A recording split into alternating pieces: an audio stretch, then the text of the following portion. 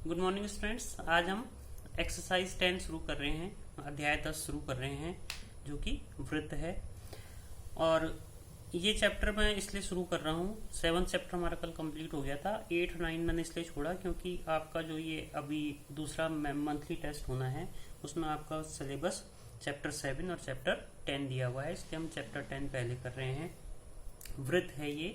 वृत्त क्या चीज होती है? वृत्त उस बिंदु का बिंदुपथ होता है जो एक निश्चित बिंदु से नियत दूरी पर गति करता हो। मतलब जैसे कोई बिंदु है, जैसे ये एक बिंदु है और या ये बिंदु है।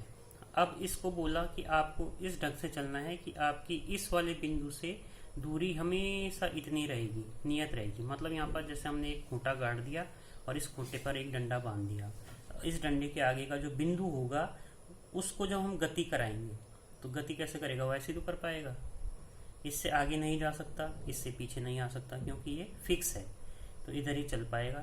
जैसे हमने एक खेत में गाय को बांध देते हैं खूंटा गाड़ के, तो कितना दूर जा सकती है, कितना चारा चर सकती है, तो इतना चारा चर सकती है।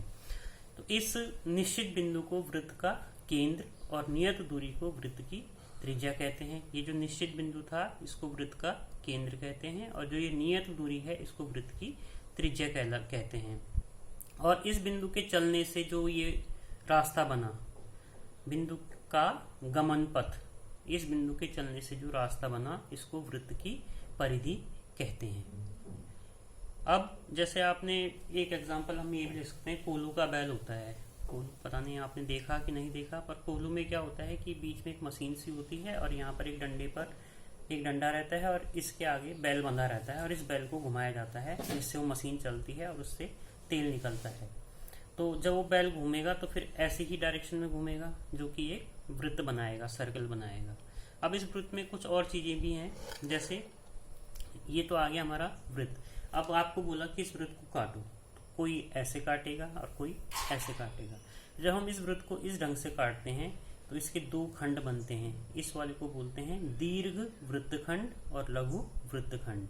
लेकिन जब हम इसको इस ढंग से काटते हैं केंद्र से त्रिज्या के अनुदिश, तो हमारे पास जो ये दो खंड आते हैं इनका नाम होता है दीर्घ त्रिज्या खंड। मतलब ये त्रिज्या खंड बनते हैं और जब हम इसको सीधा काटते हैं तो ये वृत्तखंड बनते हैं। जो बड़ा होगा उसको दीर्घ बोलेंगे, जो छोटा होगा उसको लघु बोलेंगे। इसी तरह से त्रिज्या खंड भी दो होंगे, जो बड़ा होगा उसको दीर्घ त्रिज्या खंड और जो छोटा होगा उसको लघु त्रिज्या खंड कहेंगे।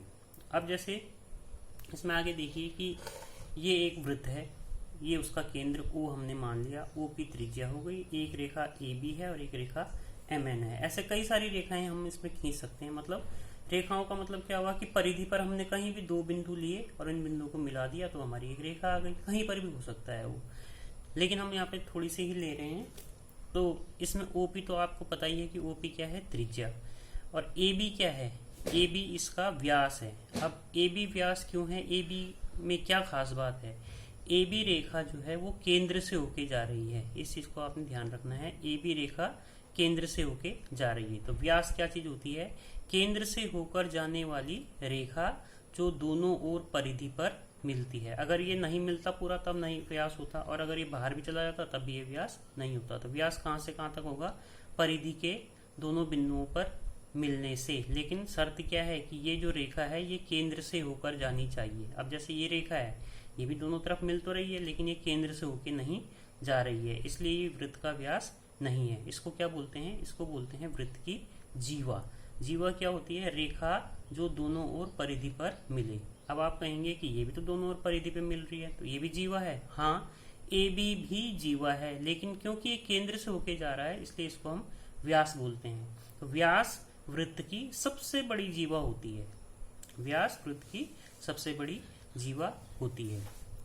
इसके बाद अगर हम इस परिधि के दो हिस्से अलग अलग कर दें, एक हिस्सा ये है और एक हिस्सा ये है, ये बड़ा है ये छोटा है, तो ये कहलाते हैं फिर चाप। इनको बोलते हैं चाप।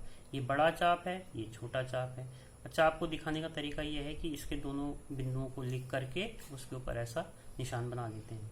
तो एक लघु चाप छोटा वाला, लघु चाप बड़ा वाला, दीर्घ चाप। अब दीर्घ चाप के लिए हम क्या करते हैं कि जो इसके ये दो बिंदु हैं P और Q, इन दोनों के बीच में कहीं पर भी एक बिंदु और ले लेते हैं, जैसे हमने R ले लिया, तो इसको लिखने का तरीका इन तीनों बिंदुओं को लिखेंगे P R Q और उसके ऊपर ऐसा निशान लगा देंगे। तो इसका मतलब हो जाएगा कि ये दीर्घ चाप है। जब 3 बिंदु आएंगे तो दीर्घ चाप होगा, जब 2 ही बिंदु आएंगे तो वो लघु चाप होगा। लेकिन जब क्या होगा, ये दोनों बराबर हो जाएंगे, जब पी आर क्यू चाप जो है ए बी चाप के बराबर हो जाएगा तो प्रत्येक चाप अर्धवृत्त कहलाता है। दोनों बराबर हो गए, बराबर होने से क्या हो गया, वृत्त का आधा हिस्सा हो गया, तो इनको हम अर्धवृत्त कहते हैं। उसके बाद जैसे ये कोई वृत्त है और ये कोई तल है, तो ये वृत्त इस तल को 2 भागों में बांट रहा है। जो वृत्त के बाहर का भाग है उसको बहिर्भाग बोलते हैं, और जो वृत्त के अंदर का भाग है उसको अभ्यंतर बोलते हैं। तो वृत्त जो एक समतल आकृति है, किसी भी तल को 2 भागों में विभाजित करता है, जो 2 भाग कौन कौन से, अभ्यंतर तथा बहिर्भाग कहलाते हैं।